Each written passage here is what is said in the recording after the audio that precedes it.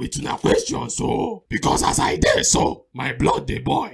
If you ask nonsense question, anything where you see, take am like that. Okay. Oga, na only boy your blood dey boil. Our own don evaporate finish already. Nothing remain. When you been dey careless for pitch, you no remember saying a careless question we go ask you? Oh yeah, now ask your question.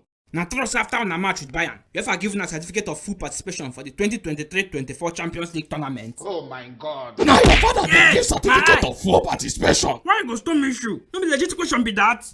I never even ask you careless question, they stone me shoe. Security, come carry this idiot come out for here. Yes, sir.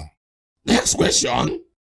As Onana don help una set new Man U record of dropping 15 goals for Champions League group stage. Wetin come be una next target now? Na to drop highest goals for Premier League? Wetin you mean by that question? I mean say... Shut up! No be only Onana cause make we come out for Champions League. You know they see all the injuries where we get. Even Rashford and Martial know well to come play that match. And now where we don't come out Champions League, now to focus on Premier League top 4 dey our mind. As una no even fit make top 4 for Champions League group stage, wetin come dey give you hope to make am to top 4 for EPL?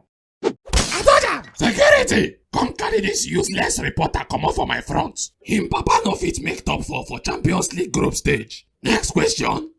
As you don't throw away your two shoes, wetin you go use to me when you can't hear my own question?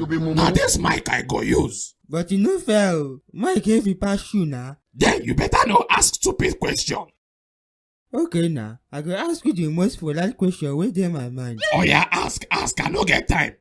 FA don introduce Asian handicap for Premier League. Dem talk say if you win Asian handicap, na only 2 points dem go give you, and if your opponent win you, dem go collect 4 points. As una situation take dey now, you know say na suicide mission be that if you go Anfield to play bonbon with Liverpool on Sunday. Now, my question be say, wetin be una plan for that Sunday game? Na to forfeit am, abi na to play am with Asian handicap?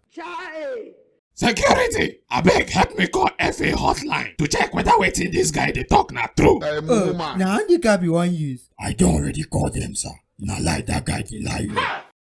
Wait! My head! All of una dey craze. Nonsense.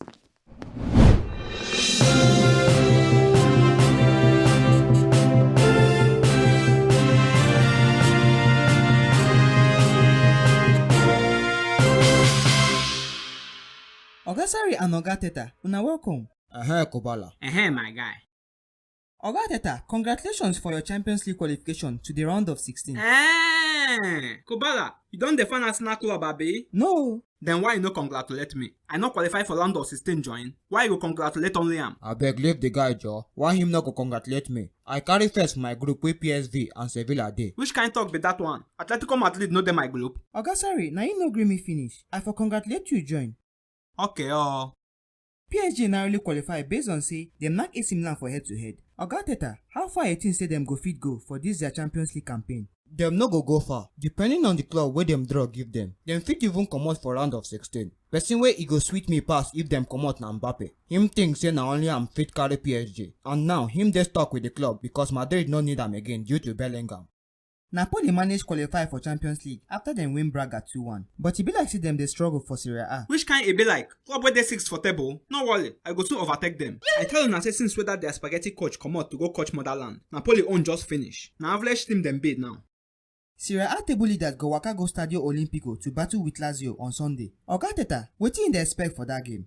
I dey expect dem to trash Lazio na. If you hold Immobile, you don hold Lazio na. Wetin be Lazio for Inter front? No worry, that Sunday una go see small Lazio big god.